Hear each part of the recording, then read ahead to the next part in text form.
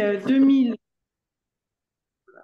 et qui a été élu sur la liste Renew depuis donc 2019 et qui auparavant avait été secrétaire d'État aux Affaires européennes au gouvernement italien de 2014 à 2018.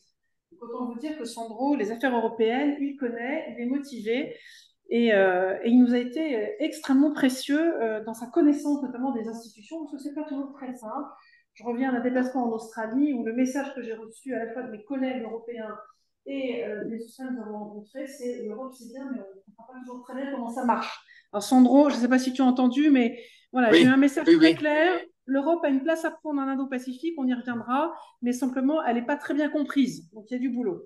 Alors, j'aurais voulu, Sandro, qu'on évoque plusieurs sujets, puisque si je voulais en parler, c'est que c'est une chose que je vais que vous ayez tous retenu en sortant d'ici, c'est le 9 juin 2024. Le reste, si vous avez oublié, c'est pas grave, mais le 9 juin 2024, ça, c'est important, il faut le savoir autour de vous. Le 9 juin 2024, c'est la date des élections européennes.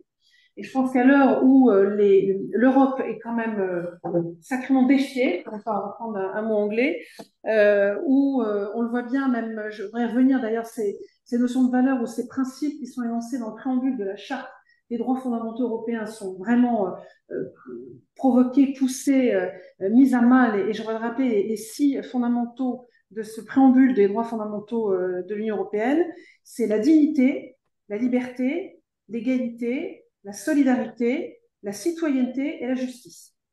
C'est les six principes ou valeurs fondamentales qui fondent l'Europe et dont on voit aujourd'hui que certains, même à l'intérieur de l'Europe, sont en train de la défier, et je pense notamment à la Hongrie. Donc Sandro, ça serait quand même intéressant que tu puisses nous parler d'une part de ce qui, dans ton regard à toi, a changé, que l'Union européenne pardon, a fait changer dans nos vies très précisément depuis 2019. Je me rappelle qu'en 2019, je cherchais désespérément ce que l'Europe avait fait pour moi depuis 2012 et j'avais beaucoup de mal à trouver. J'avais trouvé des exemples vraiment mini, c'était très compliqué. Là, il me semble qu'il y a un peu un sacré changement depuis, il faudrait que tu nous en parles plus précisément. Le deuxième point, c'est qu'est-ce qui reste à faire? Je pense qu'il y a un paquet de choses à faire. Et si j'en crois justement ce qui m'a été dit là en Indo-Pacifique, je comprends qu'il y a encore beaucoup de choses à faire. Parce que, et c'est là que je dois aussi en venir, sur le plan des affaires internationales et des relations internationales, là, on voit bien que, même si ça n'est pas une prérogative directement de l'Union européenne, les affaires étrangères, on a quand même Joseph Borrell qui est notre représentant aux relations internationales. Et donc, sur les sujets, les grands sujets brûlants du moment que sont le conflit Hamas-Israël, le conflit en Ukraine, ici, dans notre zone, Sandro, on a la Birmanie qui nous pose quand même beaucoup de questions. On a évidemment la situation du détroit de Taïwan et de Taïwan, et puis on a l'Indo-Pacifique, et puis dans ma circonscription, j'ai également l'Arménie et l'Azerbaïdjan. Eh bien, qu'est-ce que nous pourrions faire pour que notre Europe ne devienne pas, parce que je me pose la question quand même parfois, le paillasson sur lequel pourraient s'essuyer les pieds les États-Unis et la Chine. Je suis un peu provocatrice dans mes propos, mais je pense qu'il faut peut-être aller jusque-là pour essayer de réfléchir de manière posée. Donc, Sandro, je vais te laisser la parole et que tu puisses peut-être nous éclairer sur ces trois points-là. Je sais que tu dois partir à 12h50 pour toi, ce qui se fera 19h50 pour nous. Et on pourra nous continuer après. Sandro, la parole est à toi. The floor is yours, comme disent les Anglais. Merci, merci, thank you very much. Merci Anne pour cette opportunité. Oui, en effet, je dois prendre mon train pour Strasbourg parce que pour nous, cette semaine, c'est la semaine de la plénière, session plénière du Parlement à Strasbourg. Donc, je suis à Paris, mais je dois aller à la gare de l'Est pour prendre mon train. Donc, c'est la raison pour laquelle je dois vous quitter à 12h50. Anne, merci pour ton introduction. Et finalement, oui, on a commencé à transformer l'Europe en 2019. La question qui se pose, et je crois la question sur laquelle nous devons pas seulement réfléchir ce soir, mais agir d'ici au 9 juin 2024 et pendant la nouvelle mandature, est-ce que nous avons transformé assez et assez vite l'Europe et l'Union européenne par rapport... vous m'entendez? Ah oui, Oui, on a une oui, sonnerie. oui. Attends, on ne sait pas du tout d'où elle vient.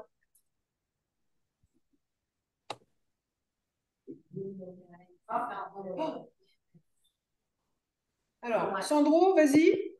OK, C'est c'est bon. bon là? Ça va? La sonnerie, c'est parfait. OK, non, je disais que la question qui se pose maintenant et la question qui se pose pour nous, pour la majorité, en vue du prochain combat politiques qui seront les élections européennes du 9 juin de 2024, c'est est-ce qu'on a transformé assez et est-ce qu'on est allé assez vite par rapport aux changements globaux et par rapport à la succession des événements qui, au niveau global, arrivent et qui, évidemment, requièrent encore plus de changements et encore plus de transformations européennes. Donc, pour répondre à la question d'Anne, est-ce qu'on a transformé l'Europe? Est-ce qu'on a changé l'Europe? Est-ce qu'on a fait des choses bien concrètes? Je vais donner quelques exemples. Pour les citoyens européens, absolument oui. Est-ce que notre engagement pour les changements, est-ce que la transformation européenne est suffisante à ce stade? Non. Nous devons poursuivre les changements et nous devons poursuivre les réformes. Et d'ailleurs, les exemples que je donne sont liés même à l'agenda de cette semaine de la plénière du Parlement européen. Comme ça, vous voyez, on sera plein de l'actualité dans notre discussion. On a commencé à changer l'Europe. Oui, on l'a changé dans les objectifs, on l'a changé dans les priorités et on l'a changé dans l'action et dans les résultats. Tout d'abord, on a réussi à imposer. On dit nous, je dois dire, notamment la majorité et Renaissance, on a réussi à mettre au centre du débat européen des priorités qui avaient été notamment, à vrai dire, pas seulement, mais notamment indiquées comme grands objectifs européens par Emmanuel Macron, notamment lors du discours de la Sorbonne. Qu'est-ce que je veux dire? On a posé les questions de la souveraineté européenne, de la démocratie européenne, et notamment de ce qui pouvait paraître dans une première phase de construction européenne un oxymore, celui de la puissance européenne. Et on a agi, du coup, pour commencer à bâtir des nouveaux morceaux de souveraineté, des nouveaux morceaux de démocratie et de nouveaux morceaux de puissance. Tout d'abord, avec la réponse qu'on a donnée aux deux crises totalement imprévues qu'on a dû affronter pendant cette mandature. Tout d'abord, la crise du Covid. La réponse européenne dans la crise du Covid, il ne faut pas l'oublier, est une réponse sans précédent à un budget multiannuel qui était un peu plus de 1000 milliards d'euros prévus pour la période 2021-2027. On a ajouté en quelques semaines, grâce au travail d'Emmanuel Macron au Conseil et grâce, je dois dire, au travail des Renew au Parlement européen avant tout, on a réussi à ajouter 750 milliards d'euros d'investissement, de soutien, d'aide aux petites entreprises, d'aide aux territoires, d'aide au secteur de la santé. Il y a quelque chose, ça ne va pas? Si. OK. Non. OK. Je cherche à te mettre en plein écran. OK. D'aide au secteur de la santé. Et on l'a fait finalement en retrouvant aussi une capacité d'action qui est un morceau de cette nouvelle souveraineté que nous sommes en train de bâtir à travers quelque chose qui était impensable il y a quelques années, même s'il y avait des gens comme Emmanuel Macron, comme moi, comme d'autres qui en parlent depuis longtemps, à travers une dette commune européenne.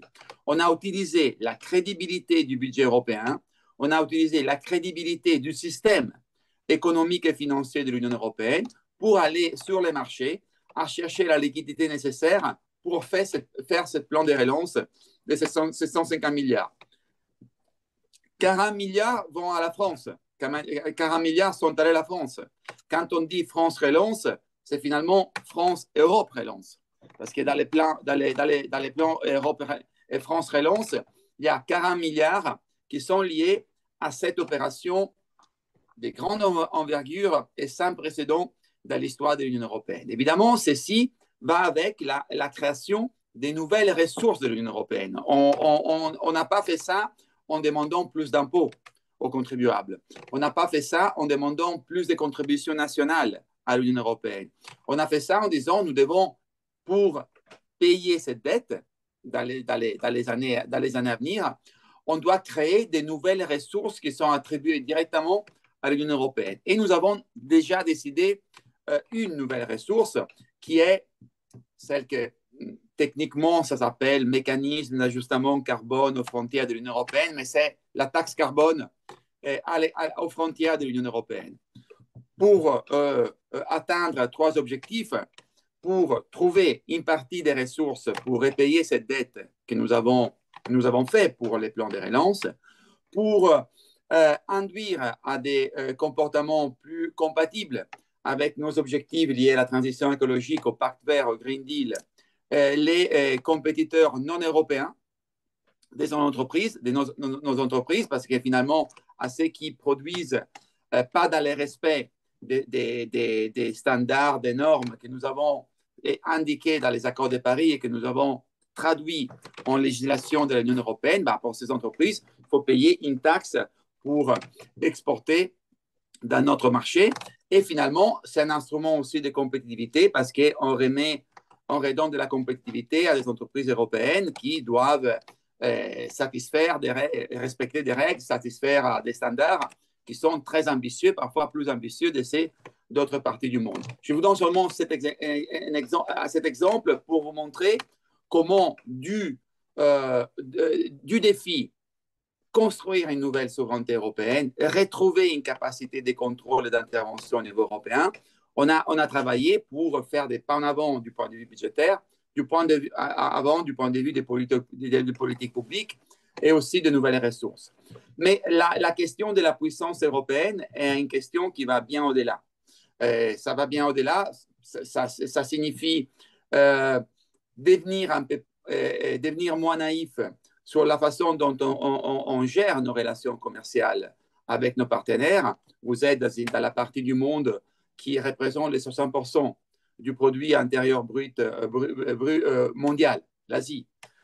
Mais avec l'Asie, nous avons des accords de libre-échange commercial, notamment avec Singapour, avec le Japon, avec les Vietnam, qui ont fait débat certains, mais vont dans la bonne direction. Mais nous devons rééquilibrer notre relation sous plusieurs points de vue avec la Chine ou avec d'autres partenaires, par exemple, en demandant une réciprocité. On a, dans les années 90, début des années 2000, on a énormément ouvert nos marchés européens sans demander de faire autant à nos partenaires non européens. Donc, on a pris toute une série de mesures pour commencer à retrouver une réciprocité, pour commencer à nous protéger des investissements prédatoires, des investissements qui ne sont pas là pour développer une entreprise en territoire, mais sont là seulement pour prendre les know-how européens et l'amener dans une autre partie du monde. Donc, si vous voulez, ça aussi, ça fait partie de notre idée de souveraineté. Retrouver une autonomie stratégique à travers une politique commerciale. Vous me voyez encore? Oui, oui, tout à fait.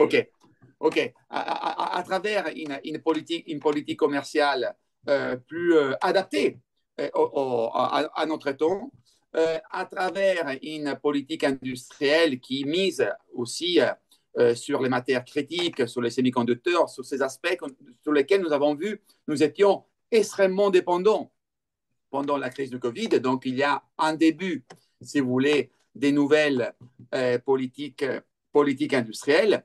Et surtout, on a fait deux choix politiques, législatifs extrêmement importants et qui ont aussi des effets, moi je crois, très positifs aussi sur chacun de nous en tant que consommateurs et en tant que citoyens.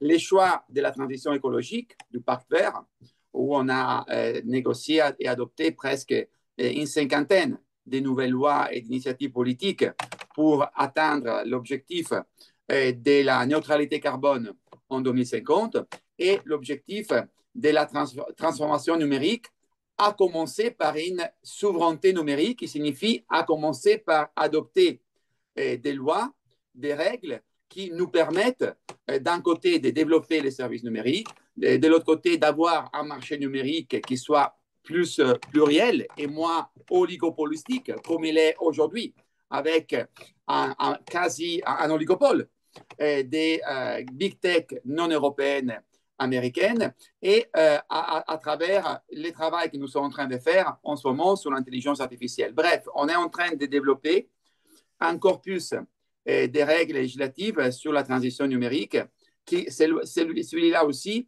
n'a pas de précédent sur la scène mondiale, sur lesquels je travaille directement, énormément. Je vais souvent à Washington, à New York, et je vous dis que l'intérêt de nos partenaires américains, l'inquiétude et l'intérêt, mais aussi le fait qu'ils regardent cette législation comme un possible modèle au Congrès, c'est sans doute une réalité, mais on en parle aussi énormément avec l'Inde dans les conseils pour les commerces et la technologie sur lesquels nous, les Européens, nous travaillons avec les Indiens. La question de comment nous sommes en train de développer un modèle européen de numérique et la négociation sur un modèle européen de l'intelligence artificielle est sans doute une question clé. Sur ce point-là, qu'est-ce qui manque et qu'est-ce qu'on doit faire de la prochaine mandature? Selon moi, deux choses qui sont toujours la même chose. L'investissement, qui va payer pour ça? Qui va payer exactement pour la transition écologique? On n'a pas répondu à cette question et c'est la grande critique que j'ai faite à Frans Timmermans, qui a une approche parfois extrême à la question de la transition écologique. Nous devons maintenant nous concentrer sur les ressources et ça ne peut pas être les contribuables ou les PME qui vont payer la transition écologique. Donc, les grands chantiers de la nouvelle mandature est comment financer, comment accompagner du point de vue financier, du point de vue de l'investissement, les grands chantiers de la transition écologique.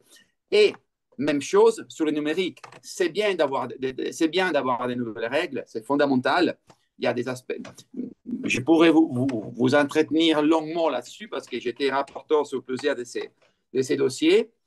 Mais notre retard par rapport à nos concurrents, notamment chinois et américains, ce n'est pas seulement la législation, c'est l'investissement. Et nous devons voir comment, à travers aussi en développant un marché des capitaux européen, en développant des formes de partenariats mixtes public-privé, nous pouvons commencer à récupérer ces retards qu'on a accumulés du point de vue des investissements pour le numérique. Après, nous sommes en train de construire une nouvelle page des droits des consommateurs. Nous sommes plus protégés en tant que consommateurs quand nous allons faire nos achats en ligne. Nous sommes plus protégés contre la contrefaçon. Nous sommes plus protégés contre l'illégalité en ligne. Nous sommes plus protégés contre la désinformation quand il s'agit des campagnes électorales. Nous sommes plus protégés quand il s'agit de la manipulation des données pour un référendum ou une élection. Nous avons donné, c'est le travail que j'ai fait moi-même il y a quelques jours, nous avons donné la réponse européenne au scandale de Cambridge Analytica en protégeant mieux nos données personnelles. Nous avons commencé à lutter contre l'obsolescence prématurée des produits. Et nous sommes en train d'affirmer le travail de 7 semaines en droit à la réparation des consommateurs. Si nous voulons changer tous les 6 mois notre iPhone, nous sommes libres de le faire. Mais si nous voulons les réparer, comme si nous voulons réparer notre machine à laver, comme si nous voulons nous réparer autres produits, nous devons pouvoir les faire. Aujourd'hui, on ne peut pas les faire. Donc, nous sommes en train de construire des réponses très concrètes sur la question du droit à la réparation, de l'économie circulaire. C'est impossible d'avoir une économie circulaire sans introduire sans écrire un nouveau chapitre de la liberté des choix et du droit des consommateurs. Donc, si vous voulez, nous sommes en train de transformer les marchés uniques et nous l'avons fait ces années avec une meilleure information des consommateurs, des meilleures garanties sur les produits que nous achetons, garanties légales et garanties commerciales, des nouveaux standards. Nous sommes en train de transformer les marchés uniques et de les transformer dans un marché unique plus durable pour les consommateurs et pour les producteurs, ce qui est aussi un élément de compétitivité. Et donc, vous voyez, il y a pas mal de réponses concrètes. Malheureusement, aujourd'hui, on n'a pas le temps d'aller dans les détails et je voudrais aussi répondre à vos questions. Mais nous donnons des réponses très concrètes à des problèmes que chacun de nous, en tant que citoyen et en tant que consommateur, vit tous les jours. Donc, ce n'est pas seulement une Europe des grandes questions, la puissance, la souveraineté. Ce n'est pas seulement une Europe des grands choix de notre époque. La transition écologique, la transition numérique, c'est aussi une Europe des solutions concrètes, celle que nous avons bâtie dans ces 5 ans. Et d'ailleurs, nous aurons un bilan sur lequel nous pourrons montrer aux électeurs en France, à nos militants, à l'opinion publique, les résultats de notre action, en sachant que et je m'arrête là, il y a plein de choses à faire encore. Et il est clair que nous n'existons pas assez sur la scène internationale. Il y a des traités à réformer parce que ce n'est pas seulement une question politique, ce n'est pas seulement une question de volonté politique, c'est une question aussi d'obsolescence, cette fois-ci, des institutions européennes face au monde défi. Et cette semaine, ce sera mon dernier point, j'ai dit, à l'initiative des Renew, nous allons adopter les propositions du Parlement européen sur la révision des traités avec un thème comme priorité, la politique étrangère et européenne et la défense européenne. Voilà, ça c'est en guise d'introduction, mais je vous remercie pour votre attention et on a encore le temps pour répondre. On a une trentaine de minutes pour répondre à vos questions. Sandro, merci beaucoup. Je vois aussi beaucoup de questions, mais je préfère les laisser à la salle et puis je reviendrai après à mes questions. Donc, vous qui êtes en ligne, n'hésitez pas à lever la main si vous souhaitez poser une question. Je vais me tourner d'abord vers vous tous. On va aborder beaucoup de problèmes, beaucoup souvent de la consommation de l'économie. On a moins parlé des valeurs, la notion d'enjeux de démocratie que l'Europe souhaite défendre et incarner, et qui sont encore une fois très challengés, pour reprendre un mot anglais. C'est un vrai défi. On voit qu'ils sont challengés même au sein de l'Union européenne. Hein. On voit que notamment Orban a une vision tout à fait différente dans laquelle son système, moi j'aime pas l'appeler démocratie, son système politique à lui est un système qui pense que seul le droit de vote compte et il s'assoit sur l'état de droit, sur la justice indépendante, sur la liberté de la presse. Et Sandro, je voulais te dire que cette semaine, j'étais avec un député hongrois, avec un socialiste, et à qui j'ai demandé quelles étaient ses nouvelles de la Hongrie. Et je vous dis, tel quel ces mots, il m'a dit ceci, Sandro, la Hongrie est perdue. La Hongrie est perdue. C'est vraiment très violent, ces mots sont très violents, et je ne sais pas comment. Je suis convaincue que l'Europe a encore en elle des ressources pour donner de l'espoir aux citoyens hongrois, mais la pente est extrêmement raide et le temps sera très long avant de pouvoir, je pense, récupérer la Hongrie sous l'angle des 6 principes et valeurs que j'ai énoncés tout à l'heure. Peut-être, avant, est-ce que certains auditeurs ont des questions à poser? Oui, Sandro, oui. Sur ce point, Anne, c'est vrai, je suis axé sur la question souveraineté, les questions globales, comme je parle à un public qui est à Singapour et en Asie. Mais c'est vrai que la question de l'état de droit, c'était une autre question sur laquelle nous avons agi et agi de façon efficace. Est-ce que ceci a été suffisant pour arrêter la dérive illibérale et antidémocratique de la Hongrie? Non, mais on a arrêté un principe sur la base de l'article 2 pour donner beaucoup plus de force à notre action pour prévenir et sanctionner les violations de l'état de droit. Un principe très simple, mais le seul efficace. On ne peut pas être État membre de l'Union européenne quand il s'agit de recevoir l'argent européen et oublier qu'on est État membre de l'Union européenne quand il s'agit de respecter les valeurs fondamentales de l'Union européenne. Pour cela qu'on a adopté à notre initiative une nouvelle loi, ça s'appelle le règlement, dans laquelle on sanctionne au niveau budgétaire un État si il viole l'état de droit. Et ceci nous a permis aussi de suspendre une grande partie des fonds du plan de relance européen destinés à la Hongrie et à la Pologne. Parce que nous avons pris acte qu'il nous fallait des instruments bien concrets de pression pour obtenir un respect des droits, et des droits fondamentaux et des valeurs fondamentales de la part d'États membres de l'Union européenne. Et nous voulons poursuivre notre travail dans cette direction. Nous voulons réformer les traités pour rendre plus facile la décision des sanctions pour violation de l'état de droit. Nous voulons aller au-delà, développer cette conditionnalité qu'on appelle, donc, si tu ne respectes pas les valeurs, tu es sanctionné avec les fonds. Nous voulons l'élargir. Il est clair qu'il y a, dans une Europe élargie et dans une Europe qui a augmenté sa diversité, nous avons aujourd'hui des problèmes démocratiques et d'adhésion aux valeurs que nous n'avions pas quand nous étions à 6 à 12. Ça, c'est une réalité. Et après la Hongrie, maintenant, il y a la Slovaquie.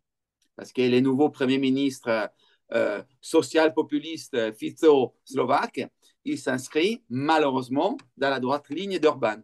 Donc là aussi, c'est une raison double pour réformer les traités. D'un côté, nous devons avoir des instruments pour prévenir et pour sanctionner les violations de nos libertés fondamentales.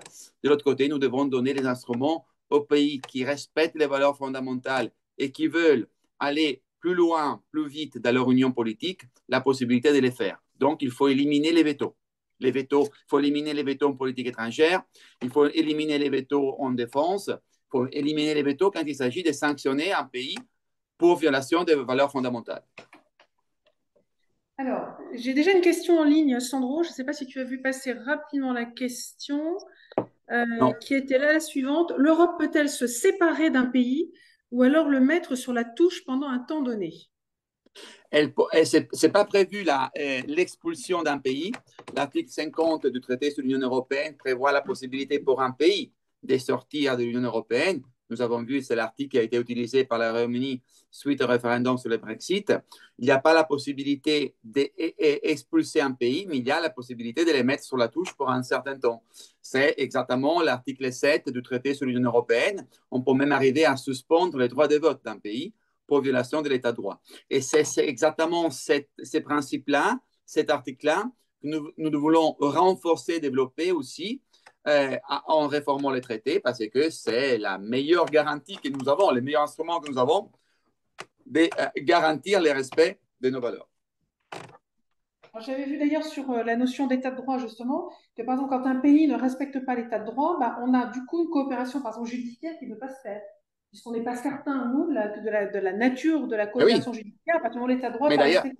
On a un problème, c'est des diplômes. On ne peut pas savoir si le diplôme il a été donné correctement, si le pays s'assoit sur l'état de droit, et si le diplôme a été donné dans de bonnes conditions. Donc on a preuve, depuis les choses très simples comme la reconnaissance de diplôme, jusqu'à des choses plus complexes sur la coopération judiciaire, en passant par beaucoup d'autres coopérations. Tout ça devient très compliqué dès lors qu'un pays ne respecte pas l'état de droit. Donc c'est plutôt rassurant de savoir qu'on peut le mettre sur la touche jusqu'à éventuellement priver son droit de vote. À ces propos, Anne, à ces propos, justement, comme la Pologne a gravement porté atteinte à l'indépendance de la magistrature, une cour irlandaise a refusé l'extradition d'un Polonais qui devait être extradé en Pologne. Et les juges l'ont refusé, les juges irlandais l'ont refusé, chose qui ça n'arrive jamais à l'intérieur de l'espace des libertés de l'Union européenne. L'a refusé. Pourquoi? Parce que justement, du point de vue de l'état de droit, la Pologne de Kaczynski ne donnait pas assez de garanties de respecter les droits de chacun et même les droits de quelqu'un qui est sous procès. Alors, je passe vraiment à la salle. Alors, j'ai plusieurs questions. Alors, peut-être que je vais soit vous retranscrire votre question pour que le micro est plus bon. Le micro n'est que sur l'ordinateur. Alors, allez-y. Oui.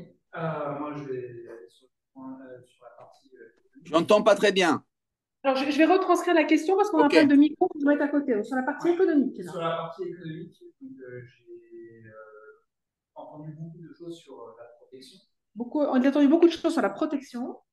Par contre, j'ai une question, c'est plus sur qu'est-ce qu'il en est de l'esprit de conquête. Parce que je vais aller jusqu'au bout de mon propos. On est à faire des réglementations pour nous protéger, ce qui est très bien. Et par contre, je ne vois plus du tout d'esprit européen d'initiative économique comme on a pu avoir avec Airbus dans les années 70-80. Et là, à l'heure actuelle, avec l'intelligence artificielle, on est déjà en train de réglementer, mais je vois rien au niveau européen pour qu'on ne devienne pas complètement une colonie américaine du numérique. Alors, donc la question est la suivante.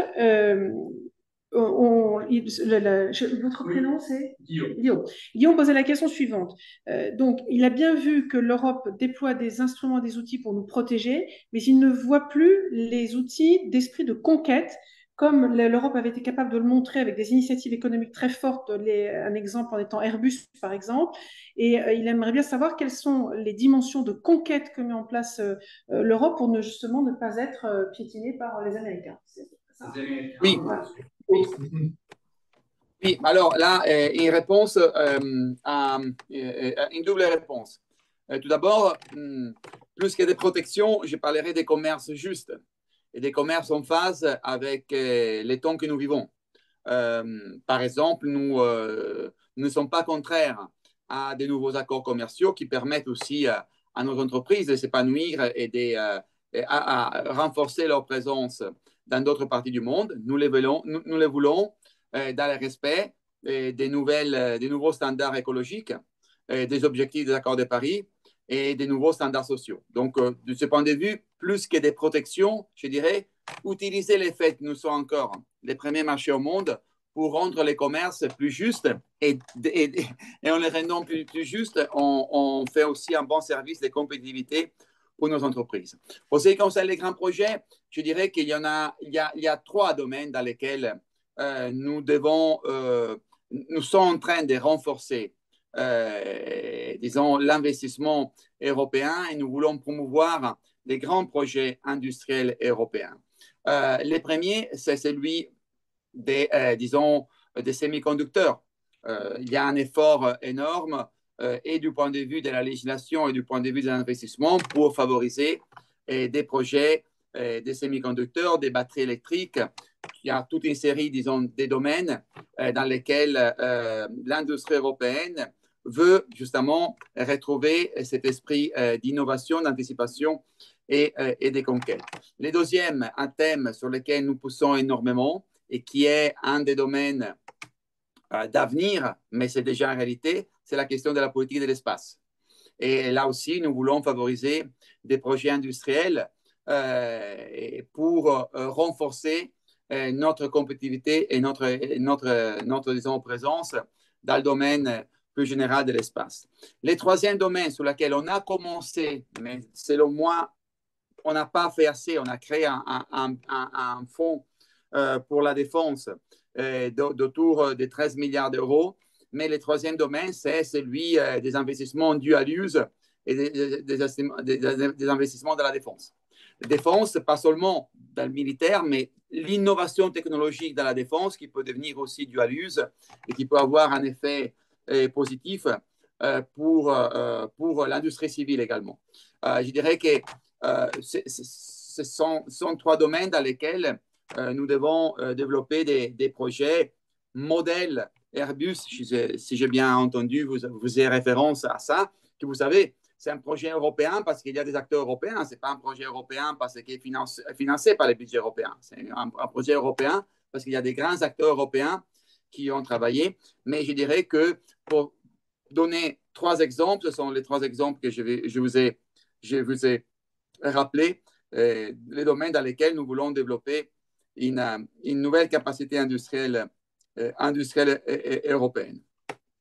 Alors, simplement, Sandro, si je puis me permettre sur la défense, c'est une bonne chose de mettre 13 milliards, mais ça serait bien que, du coup, ce qu'on appelle la facilité européenne pour la paix, on puisse rajouter un élément contraignant pour que les pays européens qui s'en servent pour acheter européen. Oui, Par exemple, ça paraît que les Polonais achètent pas américains, juste au passage. Voilà. Oui, mais raison de plus pour développer des projets industriels européens. Parce qu'il est clair que ça, on a eu un problème énorme.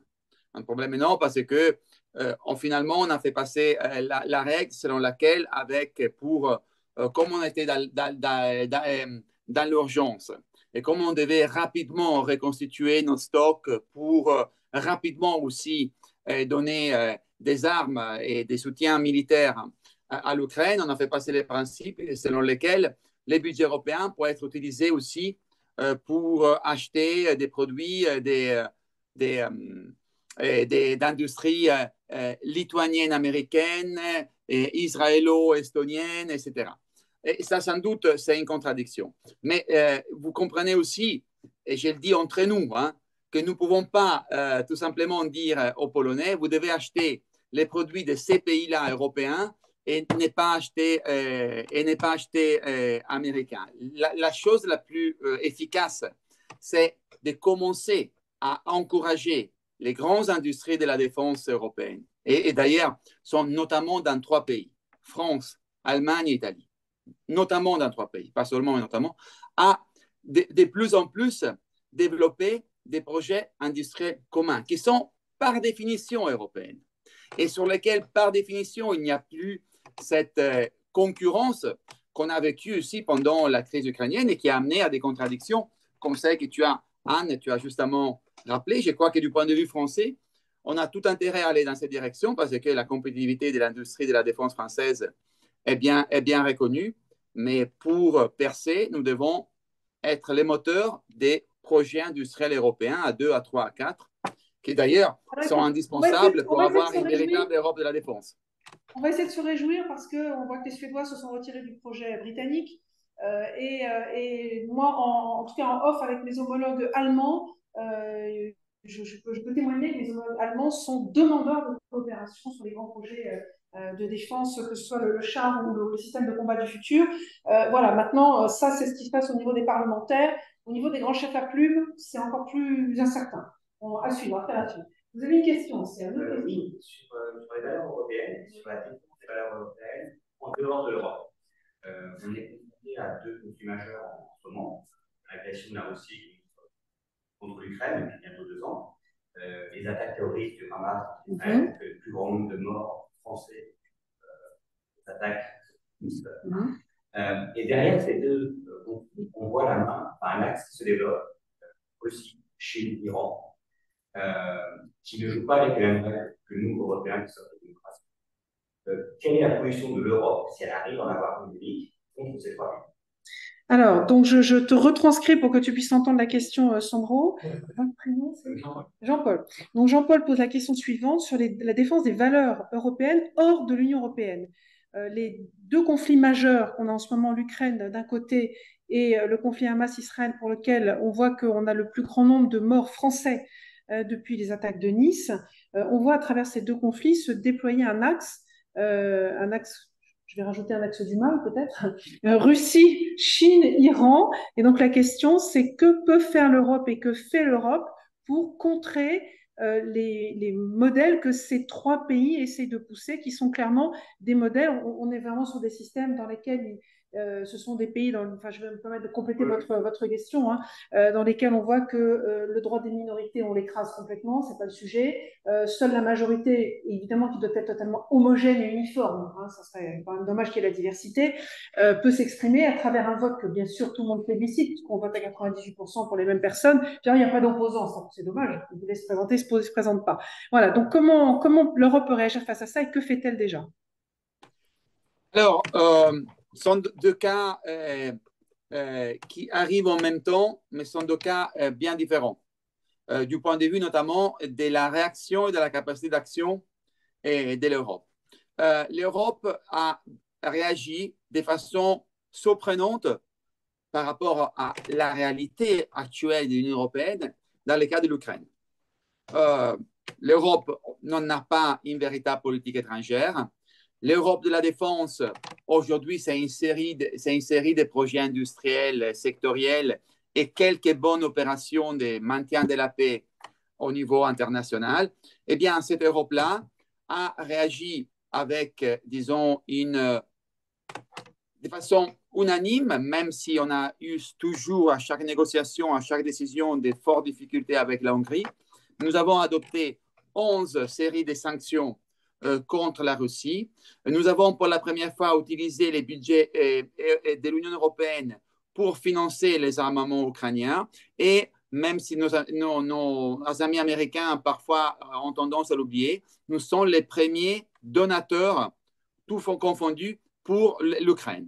Donc, on a fait un effort considérable du point de vue de la réponse immédiate et du soutien, mais aussi du point de vue des choix politiques des fonds. Parce qu'à la fin de cette année, nous allons entamer vraisemblablement les négociations d'adhésion de l'Ukraine à l'Union européenne, ce qui implique toute une série de questions qui se réfèrent aussi à la révision des traités dont je vous parlais auparavant, mais ça veut dire que nous sommes conscients de nos responsabilités géopolitiques et nous sommes en train de les assumer, même si pour véritablement tout réussir, il faut réformer et il faut réformer aussi la façon dont l'Union européenne se présente sur la scène internationale. Cette fragmentation entre président du Conseil européen, président de la Commission, aux représentants n'a aucun sens. Anne l'a rappelé, mon côté italien, il y a un roman d'un grand écrivain italien qui c'est Luigi Pirandello, qui est 6 personnages en quête d'auteur. Donc, c'est dans lequel, au théâtre, vous avez 6 personnages qui sont sur la scène, mais rien n'a été écrit pour chacun des personnages. Donc, vous voyez ces 6 personnages qui commencent à improviser et finalement, c'est les publics qui doit terminer la pièce, parce que les 6 personnages ne sont pas en mesure. Eh bien, Charles Michel, Ursula von der Leyen, Borrell me rappellent les 6 personnages incantateurs de Luigi Pirandello. Parce que la structure est fragmentée et parce qu'il n'y a pas une véritable stratégie européenne sur les questions véritablement de politique internationale. Ceci dit, sur la question Israël-Palestine, Anne le sait, moi j'ai pris des positions très nettes, parce que pour moi, ce qui s'est passé le 7 octobre, c'est depuis la Shoah qu'on ne la voyait pas. Et moi, je suis extrêmement, extrêmement touché. Parce que la déportation des Juifs qu'on a vue le 7 octobre, il fallait remonter en 1944-45 pour la voir. Je crois que de ce point de vue, les Européens sont divisés parce qu'il y a une impossibilité pour certains pays de prendre une position plus équilibrée maintenant que les conflits se développent. Il y a une difficulté allemande, par exemple, d'apprendre la question Israël-Palestine. Il y a, d'après moi, un rôle difficile, mais qui est positif, qu'Emmanuel Macron est en train de jouer. Il est clair que maintenant, nous devons, d'un côté, accompagner Israël dans la libération des Gaza de Hamas. Après, malheureusement, du Hamas, on ne va pas se libérer. Et vous savez pourquoi on ne va pas se libérer? Parce que Hamas, ce n'est pas des barbares terroristes. Hamas, c'est une idée, qui est celui de détruire Israël. Et cette idée, malheureusement, elle va rester. Nous devons la contrer, nous devons la combattre. Mais même si on arrive à déraciner, à tuer tous les leaders de Hamas, l'idée de la destruction d'Israël va rester. Et c'est contre cette idée que nous devons travailler. Et pour travailler contre cette idée, il est clair que nous devons trouver une solution pour les Israéliens et pour les Palestiniens. Jusqu'au moment où on n'aura pas résolu la question palestinienne, Hamas va vivre parce qu'il y aura toujours des gens qui voudront détruire Israël parce que la Palestine aussi a ses droits. Il est clair que la politique de Netanyahou et des extrémistes religieux de droite a été dévastatrice, notamment dans la question des colonies, et qu'aujourd'hui, nous devons, parfois en politique étrangère, on peut retrouver une action, et j'espère qu'on pourra la trouver en tant qu'Européens, et on peut retrouver des solutions dans les pires moments. L'affaiblissement et la destruction de la structure du Hamas, au-delà de l'idée, d'un côté. Et j'espère, mais il faut voir ce qui va se passer à la Knesset, il faut voir ce qui s'est passé en Israël, mais disons, la fin de ces gouvernements avec les extrémistes en Israël et la création en Israël d'un gouvernement plus ouvert à une solution peut nous donner à nous les Européens, et pour donner notamment à la France en tant qu'acteur européen un rôle important dans cette nouvelle phase qui, évidemment, n'est pas commencée, mais j'espère qu'il pourra commencer le plus tôt possible, celle de la solution politique. Peut-être on avait besoin de toucher d'une tragédie aussi grande pour finalement commencer à véritablement bouger sur une question sur laquelle on a traîné depuis trop longtemps, celle d'Israël et la question palestinienne. Alors, cela dit, pour prolonger ce que tu dis, sur ce sujet-là, si on s'appuie justement sur les principes européens, sur le préambule de la Charte des droits fondamentaux, encore une fois, je trouve qu'il serait juste que l'Europe, d'une seule voix, puisse dire ce que Biden a dit, je crois hier encore ou avant-hier, qui est de dénoncer, Macron l'avait fait au tout début, mais ça a été un peu passé sous silence par la presse, de dénoncer la colonisation outrance qui se poursuivait encore ces derniers jours, avec les exactions qui étaient commises. Et je me sens que si on est européen et qu'on s'appuie sur notre charte, on devrait dénoncer cette colonisation à outrance. Bon, voilà, je ferme la petite parenthèse, mais là encore une fois, une opportunité pour l'Europe de se prononcer. Lémina a une question. Dernière question parce que je dois partir. Oui, alors, Lémina. Alors, une question un peu plus légère. Quelle est la relation actuelle entre l'Europe et les gens de la tech ou ce qu'on appelle les GAFA? Il y a eu des succès du coup dans le passé. La relation entre l'Union européenne et la tech. Ouais. Section de données personnelles ou chargeur USB-C comme données universelles. Est-ce qu'il y a d'autres choses à venir? Est-ce qu'il y a d'autres discussions, d'autres négociations qui sont entre l'Europe et donc voilà, les autres grands projets entre l'Union européenne et le monde de la tech, notamment les GAFA, les discussions. Après, certaines choses qui ont été faites sur la protection des données, sur l'USB-C comme modèle universel. Est-ce qu'il y a d'autres choses en préparation? Bah, tout d'abord, on a déjà adopté des nouvelles lois qui demandent des nouvelles obligations, des légalités, des modérations, des transparences, des protections des données aux GAFAM, qui sont la loi sur les services numériques, ce qu'on appelle les DSA, les Digital Services Act. On a demandé de mieux respecter les règles du marché, un marché ouvert et pluriel, avec la loi sur les marchés numériques qui impose des obligations exemptées dès le départ aux grands géants numériques, qui sont en général les big tech non européennes, en général américaines. Il y a 10 jours, j'en suis le rapporteur, on a trouvé un accord sur une nouvelle loi sur la publicité politique en ligne qui introduit des nouvelles protections pour nos données personnelles quand il s'agit de la publicité politique, qui interdit l'utilisation des données sensibles pour faire de la propagande politique, de la campagne politique, des services de political advertising en ligne, comme par exemple ma croyance religieuse ou mon orientation sexuelle, qui commence à aborder la question des données, ce qu'on appelle techniquement données induites, données observées, à savoir, je vous observe, je vois les likes que vous mettez sur Instagram, je regarde ce que vous aimez et après, je vous envoie des contenus sans que vous l'ayez demandé, sans qu'il y ait votre consentement. Ça va être interdit, ça, quand il s'agit des référendums, des élections présidentielles, d'élections législatives. Donc, on a introduit cette nouvelle règle sur les political advertising, comme on dit en ligne, donc sur les services des publicités politiques. Et ce sont des règles qui vont s'appliquer à toute élection, hein, pas seulement aux élections européennes. Donc, la prochaine présidentielle en France, les prochaines municipales, les prochaines législatives devront répondre à ces règles. Ce sont toutes des règles dans lesquelles on a augmenté nos protections personnelles, la protection de nos données personnelles, notre liberté des choix par rapport aux big tech quand il s'agit des activités en ligne, qu'il s'agisse d'activités de marché, d'activités commerciales ou d'activités des publicités politiques, référendaires et démocratiques. Donc, nos relations sont actives. Si je dois vous dire que, par exemple, sur la loi que j'ai portée sur la publicité politique en ligne, Google et Facebook ont sabré les champagnes quand j'ai réussi à trouver un accord, non, n'ont pas sabré les champagnes, mais ils vont respecter nos règles. Et par contre, au Congrès américain, ils ont dit c'est super ce que vous faites, parce qu'ici à Washington, les big tech nous disent tout le temps c'est impossible de faire ça. Après, nous voyons que vous le faites en Europe et ça nous donne encore un peu plus de courage et d'inspiration pour essayer de le faire aussi aux États-Unis. Je ne suis pas naïf, les Américains ne vont pas adopter les mêmes règles, mais démontrer de l'autre côté de l'océan que c'est possible de demander certaines obligations aux big tech, c'est quand même bon pour nous, mais aussi pour nos alliés américains.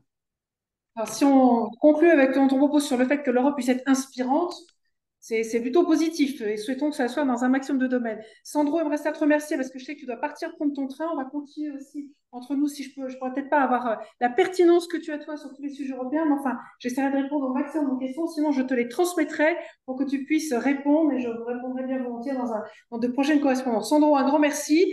On voit que les députés européens, je ne connais pas votre empreinte carbone aux uns aux autres, mais c'est quelque chose entre Bruxelles et Strasbourg. Ça, c'est un vrai défi. Mais en tout cas, bonne session en plénière. Je crois qu'il n'y en a plus beaucoup qui restent. Et continuez à bien travailler et essayer d'être conquérant. Je trouve que le mot a été employé. Et je pense que c'est ça qui me semble très important pour les années à venir. Soyons conquérants. Merci Anne et merci à toutes et tous. Au revoir. Merci. Et pour ceux qui sont en ligne, restez en ligne. On va continuer nos échanges. Je voulais vous apporter un élément un complément d'information sur la question des valeurs. Parce que c'est un vrai défi et on a des choses, et là pour le coup, je m'adresse vraiment à tous vous tous qui êtes français à l'étranger. Je vais vous donner un exemple bien précis. J'ai rencontré un Français qui est en Nouvelle-Zélande. Alors, il va dire que je fais de la promo de lui partout parce que je parle tout le temps de lui, parce que c'est l'exemple, il y en a d'autres, hein, mais qui est très intéressant. Il est secrétaire général de la Fédération océanienne de football amateur, qui est affiliée à la FIFA. Et en fait, donc lui, il travaille avec la Nouvelle-Zélande et toutes les îles du Pacifique. Et son boulot, c'est d'aller organiser d'abord le déploiement du football dans ces pays-là, qui sont plutôt rugby, hein, parfois certains sont un peu cricket aussi, mais enfin surtout beaucoup rugby, moins football. Il le développe notamment à travers tout un tas de projets sociaux et environnementaux. Il fait beaucoup d'éducation à la santé, d'éducation à l'égalité femmes-hommes, d'éducation à la lutte contre les violences faites aux femmes, d'éducation à l'environnement. Et en fait, tous ces messages qu'il colporte, c'est aussi les messages que nous, on a dans les 6 principes que j'ai énoncés tout à l'heure de la Charte des droits fondamentaux. Et ce qui m'a sidéré, jusqu'au bout du truc, c'est qu'en fait, ce monsieur, quand je l'ai rencontré, ça fait 15 ans qu'il est dans la zone. C'est pas vrai qu'il vient d'arriver. Personne ne le connaissait du côté ni français ni européen. Et quand j'ai commencé, et là, il y a quelques jours, j'étais avec le président, on partait en Asie centrale, dans l'avion, là, je lui ai parlé directement de ce monsieur. Et là, le président qui a compris tout de suite, il m'a dit comme ça, quel est son nom? Comme il oublie rien, je sais qu'il n'oubliera pas. Il a compris ce que ça pouvait faire. Et c'était à travers des personnes comme ça, des initiatives de ce type, c'est les cailloux que l'on sème et qui permettent de pousser, parce que le garçon, en plus, quand vous l'interrogez, il connaît tous les systèmes politiques des îles dans lesquelles il va. Il connaît tout le monde, il a un réseau énorme. Donc voilà quelqu'un qui, à travers son métier, son travail de tous les jours, finalement déploie, met en œuvre, fait la promotion de nos principes fondamentaux.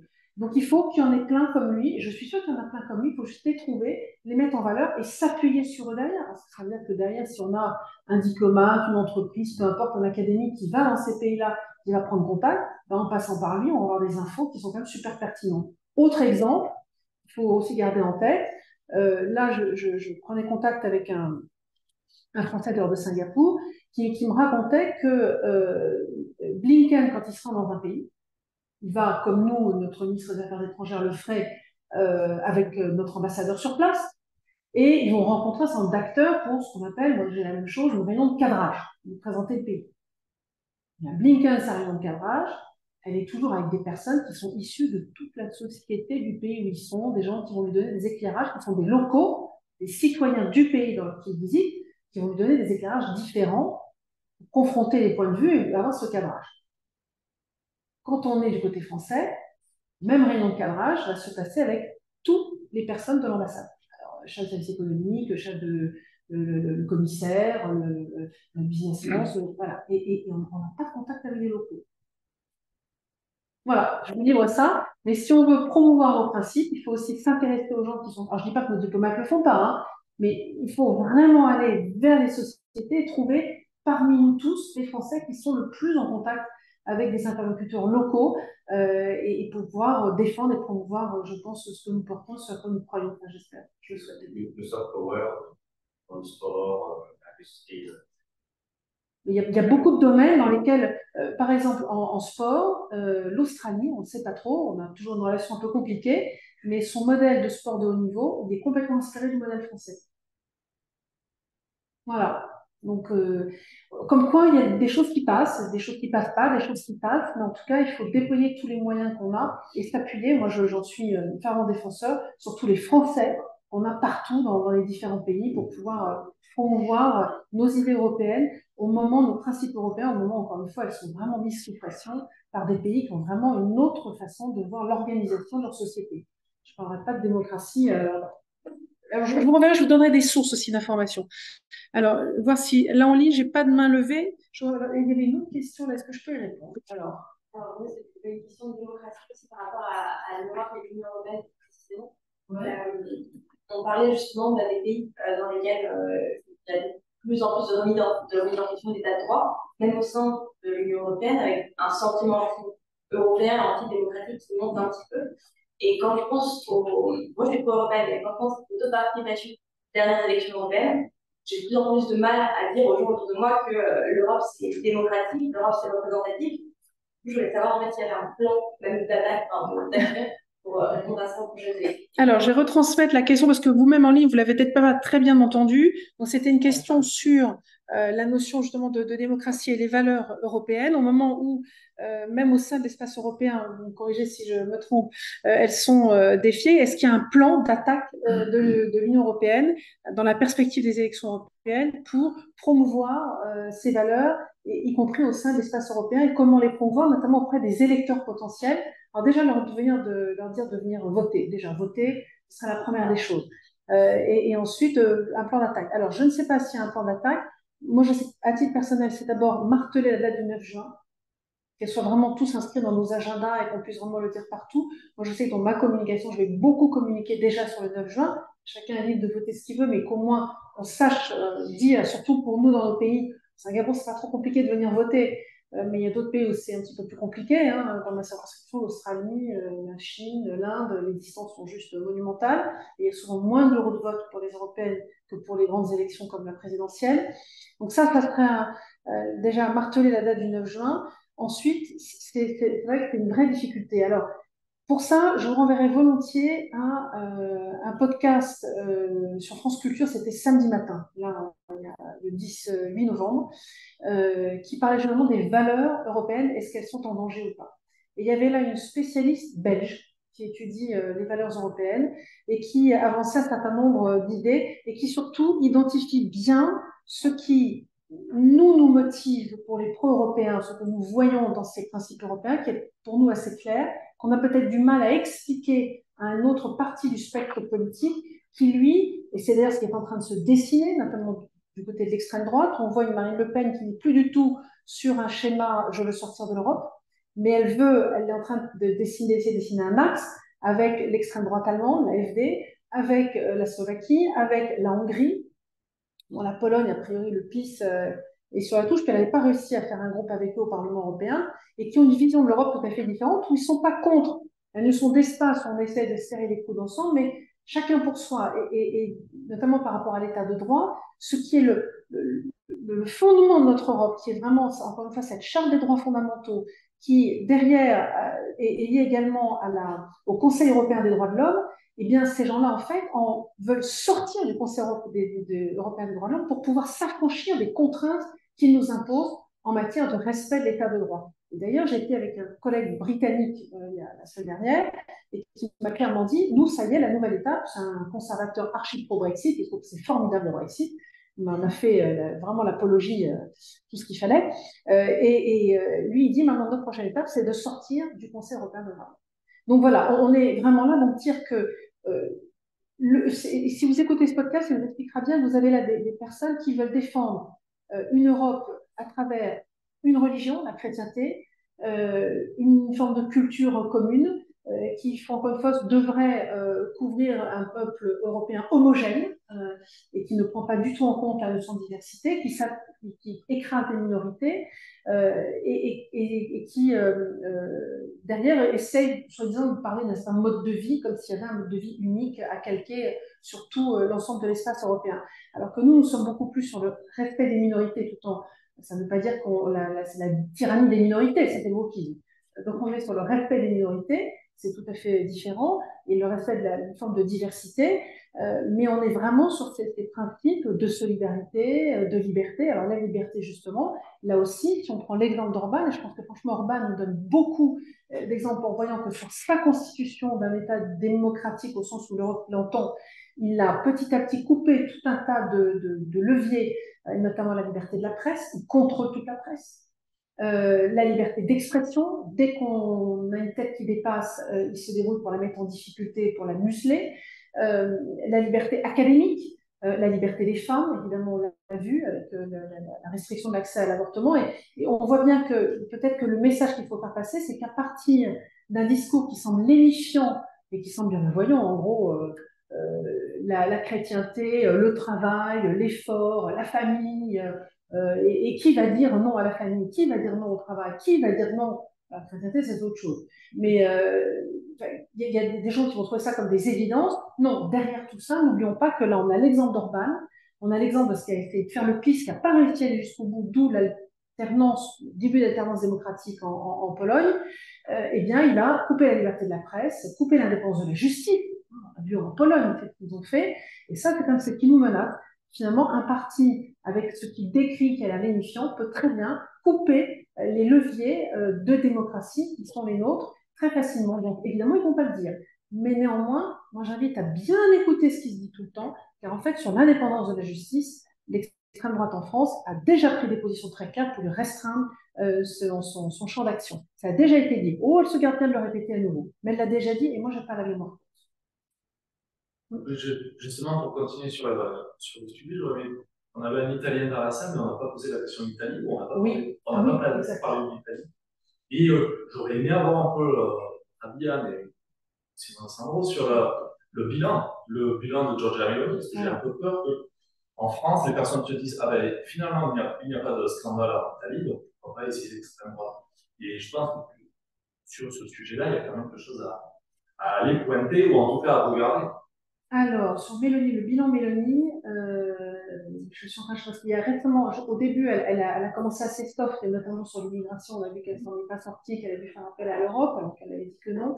Il y a un point récemment, il ne me revient pas en mémoire, où elle a avancé, je crois que c'est la restriction sur les droits des femmes. Elle a commencé à avancer là-dessus. Voilà, donc mais je demanderais précisément à Sandro, ok, le bilan de Mélanie a un peu moins d'un an de son mandat.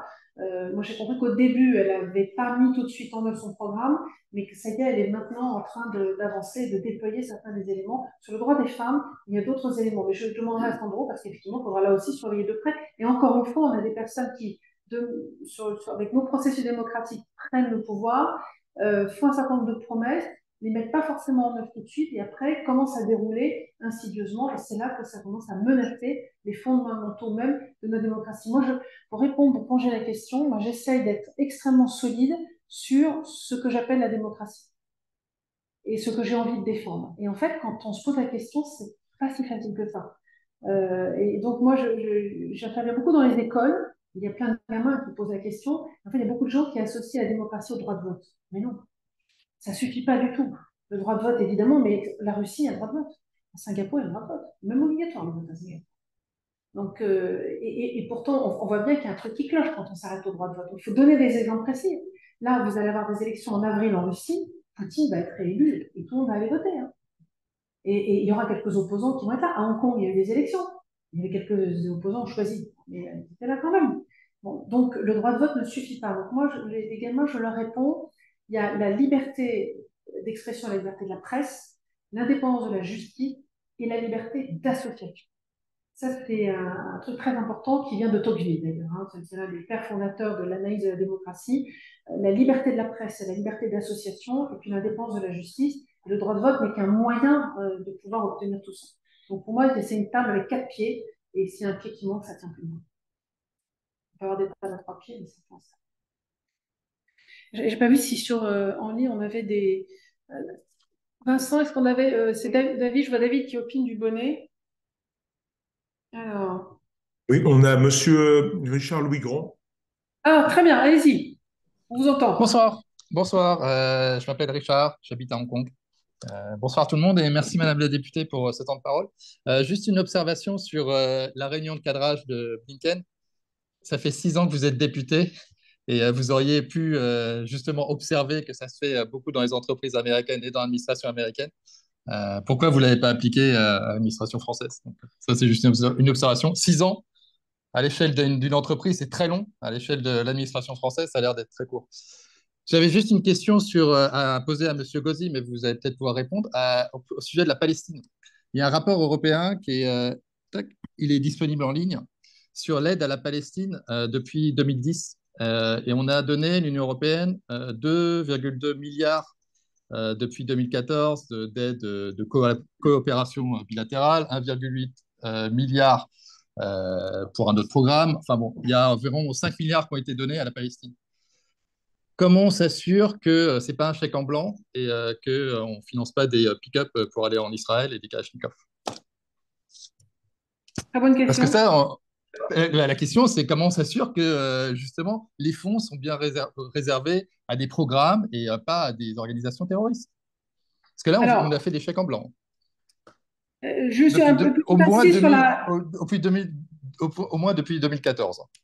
Voire avant. Alors, petit insist sur la première partie de votre question. À moi toute seule depuis 6 ans, c'est pas moi qui vais changer les process au sein de l'administration française. Voilà, donc moi en revanche, je peux vous dire que je vais voir des gens autres que tous ceux qu'on me présente officiellement, et c'est comme ça que j'ai pu rencontrer la personne dont j'ai parlé tout à l'heure. Mais c'est pas moi toute seule. Hein, si j'avais un tel pouvoir, ça se saurait. Hein. Non, mais très bien, mais c'est bien, c'est gentil de nous le dire à une audience comme ça. Mais il faut aussi le réserver à des instances qui peuvent vraiment prendre le pouvoir. Enfin, ça. Mais voilà, ça ne m'empêche pas de le colporter, de le remonter. Maintenant. Entre nous, je sais que par exemple, le président Macron qui est en train d'essayer de réformer le mode de fonctionnement de la diplomatie française, il est vraiment sur ce schéma-là. Et je peux vous dire qu'à chaque fois que vous lui présentez quelqu'un qui sort du cadre, il est hyper attentif et toujours très intéressé. Donc il a compris. Mais c'est pas une maison qu'on bouscule très facilement, on va dire le Quai d'Orsay. Mais il ne faut pas perdre espoir, ça ne veut pas dire qu'il faut baisser les bras. Pour revenir à la question sur l'aide européenne à la Palestine et à l'autorité palestinienne, c'est en effet une question qui a été soulevée. Alors moi, je n'ai pas la réponse pour savoir ce qui a été mis en place comme contrôle, mais on a quand même beaucoup de retard. Si on prend l'exemple de l'aide spécifique sur l'éducation, alors qu'un certain nombre de manuels étaient clairement portaient dans leur contenu des messages qui propageaient l'idée d'élimination d'Israël, c'est quand même extrêmement inquiétant et critiquable. Et je comprends qu'il y avait une aide à l'éducation lorsque cette aide allait spécifiquement sur la réalisation de manuels scolaires ou sur la formation d'enseignants, j'en ai aucune idée, ou sur la construction d'écoles, j'en ai aucune idée. Ça reste à creuser. Mais en tout cas, le sujet a été soulevé, il a été porté au niveau de la Commission européenne, c'est la Commission qui a envoyé des fonds, et j'espère qu'elle nous apportera une réponse digne de ce nom. En tout cas, je compte vraiment sur les parlementaires européens qui ne laissent rien passer pour exiger des réponses claires et précises et une inflexion de l'argent. De toute façon, je crois que là, tout a été gelé pour le moment. À ma connaissance, tout a été gelé. Il n'y a plus d'aide qui part pour le moment à l'autorité palestinienne. Et puis, avoir un Parlement européen qui joue pleinement son rôle de contre-pouvoir pour aller contrôler ce que fait la Commission européenne. Moi, c'est ce que j'espère que ça sera. J'ai pas de doute sur le fait que ça sera fait. D'accord. Et il y a des mécanismes de contrôle là-dessus? Oui.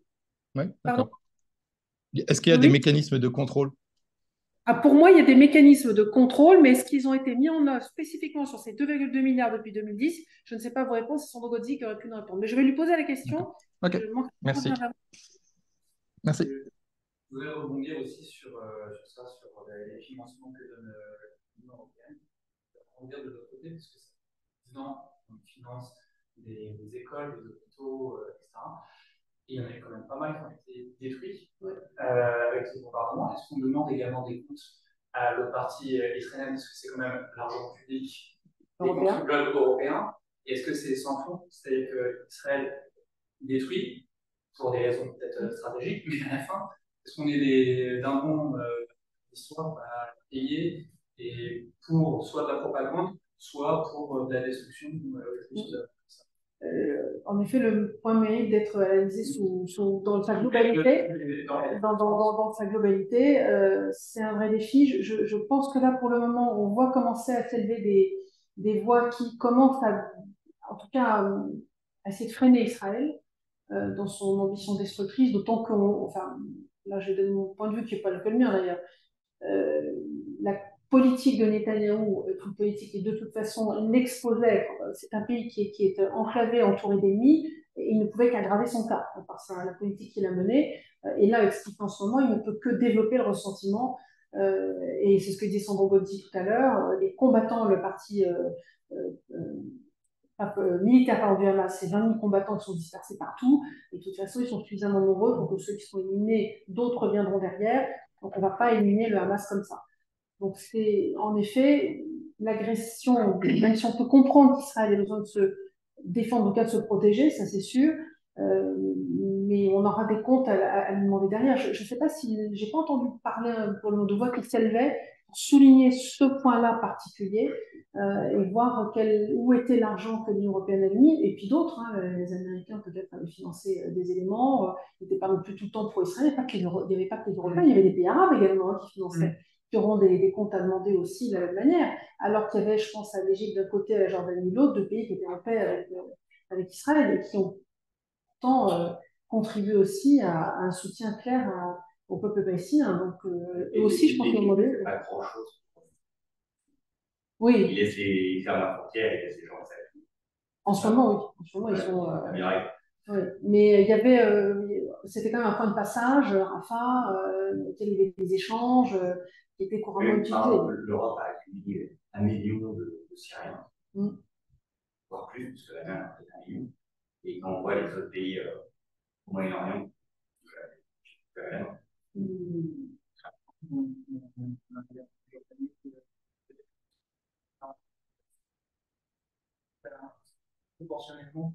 bien plus que ce que l'on a par rapport à la taille de la population. Et il y en a aussi beaucoup en Turquie. Il y en a énormément au Liban. Enfin, au Liban, j'y étais passée. Et les files d'attente, parce que certains demandaient à pouvoir rentrer en Europe. Il y a une grosse différence. Même dans les camps d'Afrique. Et ils leur n'ont jamais la sécurité. Alors, en Turquie, oui. En Turquie. Au Liban, pas seulement. Ils étaient vraiment. Non, il y en avait qui étaient pas du tout en camp. Moi, je les ai vus à Beyrouth. Hein. Il y en avait énormément. Je ne sais pas dire dans quelle proportion, mais c'est très spectaculaire. Donc, je suis d'accord. Il y a les pays de la zone qui ont pris beaucoup, beaucoup de Syriens aussi. C'est des millions de Syriens. Bougez pas. Alors, est-ce qu'il y a, je ne sais pas si vous avez d'autres questions en ligne. David? Oui, bonjour Anne, bonjour à tous. J'avais une question, bon là on change complètement de sujet, c'est est-ce qu'il existe une Europe de la recherche pour trouver par exemple des remplaçants du glyphosate? En ce moment c'est de l'actualité. Merci. Par exemple, est-ce qu'il existe une Europe de la recherche? Moi, je n'ai pas à ma connaissance qui est un CNRS européen. Il y a des collaborations qui sont approfondies. Il y a des échanges de chercheurs constamment. Il y a des doctorants qui se déplacent au sein de l'espace européen. Mais je n'ai pas notion qu'il y ait une agence de la recherche européenne, par exemple. Il n'y en a pas pour le moment. Mais en revanche, il y a des structures. Si tu prends l'exemple des phytosanitaires, il y a une agence européenne comment ça s'appelle l'agence européenne c'est pas des phytosanitaires parce qu'elle s'occupe pas que des phytosanitaires, des produits de santé ou quelque chose comme ça qui valident un certain nombre de molécules, mais les molécules princeps et les principes actifs, et ensuite le développement au sein d'un produit transformé complexe avec des additifs, ça est laissé à la main de chacun des pays membres de l'Union européenne. Mais la validation de la toxicité et de non-toxicité de ces produits, en revanche, se fait au niveau européen. Et d'ailleurs, la notion de contrôle phytosanitaire ou de contrôle des produits de santé, c'est une compétence, une expertise européenne qu'on pourrait tout à fait développer, déployer et pousser dans d'autres pays, je pense hors de l'Union européenne, je pense à voix haute au Cambodge notamment, qui a profondément besoin d'une agence aussi de contrôle de la qualité des produits de santé et qui n'a rien du tout, qui du coup est obligé de tout envoyer à Bangkok en Thaïlande parce qu'ils n'ont pas les compétences et l'expertise sur place. Voilà un sujet sur lequel on pourrait là aussi coopérer et les développer. Enfin, il y a du boulot parce que rien que si la France voulait être lisible, je vais être un peu méchante, mais on a quand même pour moi une structure de la recherche en France qui n'est pas très lisible depuis l'étranger. Hein. Enfin, en tout cas, c'est pas l'exemple. On a des bons chercheurs, hein, ça c'est pas le sujet, mais les structures dans lesquelles ils se déploient pour l'étranger, c'est très compliqué. Moi, j'ai vu des pays étrangers chercher des financements ou des collaborations avec des labos en France et qui avaient du mal à trouver, je pense à la Nouvelle-Zélande et à l'Australie. Ma mère racontait ça. On a beaucoup de mal à lire, à décrypter l'organisation de notre recherche en France.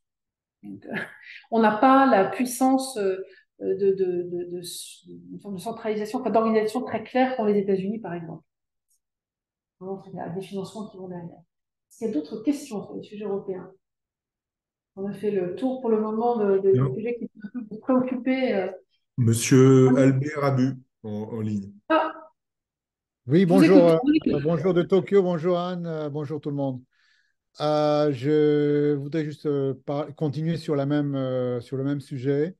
Et j'ai monté une start-up à Chambéry en France et nous avions fait des demandes de financement. Et au stade seed, c'est très difficile de trouver du financement depuis l'Europe, donc de la communauté européenne. En France aussi, c'est très, très difficile. Et nous avons même nous sommes à Chambéry, à côté du CEA, avec lequel nous avons une lettre d'intention de coopération. Mais l'Europe n'est pas encore au niveau des États-Unis où les financements de grandes idées ou de petites idées, mais de start-up sont plus dynamiques qu'en France et en Europe. Est-ce qu'il y a un programme duquel on puisse profiter, quoi? C'est très, très difficile. Depuis Tokyo, après, faire travailler une boîte à Chambéry, c'est un autre problème aussi. Voilà, Alors, sur ce sujet des financements à trouver, des financements européens à aller chercher, Comme je vais faire une réunion sur l'Europe tous les mois, à partir de maintenant, tous les mois, il y aura une réunion avec une partie visioconférence pour que tout le monde puisse participer de là où vous êtes. J'ai l'intention d'inviter une autre députée européenne qui s'appelle Laurence Fareng, et dont qui elle est au Parlement européen sur une commission culture, mais par ailleurs, dans le périmètre de ses fonctions, elle s'occupe spécifiquement des financements européens et de comment aller chercher les financements européens. Et il se trouve que la France est le plus mauvais élève d'Europe pour aller chercher les financements européens. Donc, il y a plein de financements européens auxquels on pourrait prétendre et qu'on ne va pas chercher. Et notamment, nos collectivités territoriales qui pourraient avoir des financements ne vont pas les chercher alors qu'ils existent. Alors qu'on a d'autres pays qui sont champions pour aller chercher absolument tout ce à quoi ils ont droit. Et nous, la France, elle laisse tous les ans des reliquats non consommés très importants parce qu'on ne sait pas aller les chercher. Donc, j'inviterai Laurence pour qu'elle puisse nous expliquer pourquoi on n'arrive pas à aller chercher ces financements, quel est le montant de ces financements qu'on n'utilise pas et comment, dans un prochain mandat, on pourrait améliorer cela pour que la France puisse en bénéficier. Parce que c'est quand même dommage, c'est des fonds qu'ils n'ont pas utilisés. Donc voilà, il faudra surveiller. Je ferai un autre. Et d'ailleurs, si vous avez, n'hésitez pas de repérer des personnalités qui sont vraiment pointues sur les sujets européens et que vous souhaiteriez pouvoir écouter, n'hésitez pas à m'envoyer un message, à me faire des suggestions. Moi, je verrai si je peux rentrer en contact, les mobiliser. Je sais que dans mon radar, j'ai envie, est-ce qu'il pourra d'avoir Pascal Canfin sur les sujets environnementaux. J'espère qu'il pourra venir. Il y a Marie-Pierre Vedrenne sur les sujets d'accords commerciaux. Je veux absolument trouver quelqu'un qui nous parle des enjeux de démocratie et de valeurs et de principes, parce que moi je suis d'accord que c'est un sujet très important, et si on veut réussir à convaincre des sujets européens d'importance d'une Europe qui a des défauts, Sandro en a souligné plusieurs, qui doit être améliorée, mais il faut pouvoir donner envie d'Europe malgré ses défauts. Et je pense qu'il faut quelqu'un qui puisse nous en parler. Et je ne me sens pas, moi, toute seule, suffisamment trapue pour ça. Donc, n'hésitez pas, tous en ligne ou ici, à faire savoir aussi si vous avez des personnalités qui vous ont frappé. Je verrai si moi, je peux les convoquer, parce que tous les mois, j'essaierai de faire une réunion de ce type-là sur des sujets européens. Je pense qu'on en a vraiment, vraiment besoin pour s'approprier mieux ces sujets. Donc, merci Albert, et je reviendrai vers vous tous avec d'autres propositions. Très bien. Si vous voulez, on va peut-être éventuellement rester là. Merci à tous d'avoir pu venir ce soir parler un peu d'Europe. Je renouvellerai encore une fois l'exercice dans à peu près un mois. J'en ferai en décembre un autre avant Noël, et puis ensuite à peu près tous les mois jusqu'en mai prochain. Vraiment sur des enjeux de cette nature-là un peu différents. L'Europe, c'est vaste. Alors, on a envisagé l'Europe de la recherche, les subventions, les grands projets européens, et puis tout ce qui est valeurs et démocratie. Donc, merci à tous, et n'hésitez pas à rentrer en contact avec moi, soit pour des questions complémentaires. J'ai noté les questions, et par l'intérieur de la newsletter, je n'hésiterai pas à vous faire des réponses. Je pense que le bilan Méoni, ça me paraît important. Savoir comment on peut se positionner pour la suite et comment on peut comprendre les propositions autres qui nous sont faites par les différentes partis politiques français. Merci à tous, et au plaisir de vous retrouver lors d'un prochain passage à Singapour. Comme vous l'aurez noté, c'est plus compliqué pour moi de passer. La majorité relative fait que on est scotché à notre siège à l'Assemblée du lundi 16h au vendredi minuit, de manière ininterrompue, et que je dois viser pour venir, ou un déplacement de type Assemblée parlementaire de l'OTAN. J'ai du coup, dans cette cadre-là, le droit de donner une délégation de vote. Donc on peut voter pour moi, c'est le seul cas. Et sinon, pour tout le reste, j'attends les suspensions des travaux. Donc, pendant la prochaine suspension des travaux, c'est janvier. Voilà. Ça fait pas beaucoup de passage. J'en suis désolée, mais restons en contact par d'autres moyens numérisés, et je pense qu'on peut réussir. Merci à tous. Bonne continuation. Merci à tous. Merci.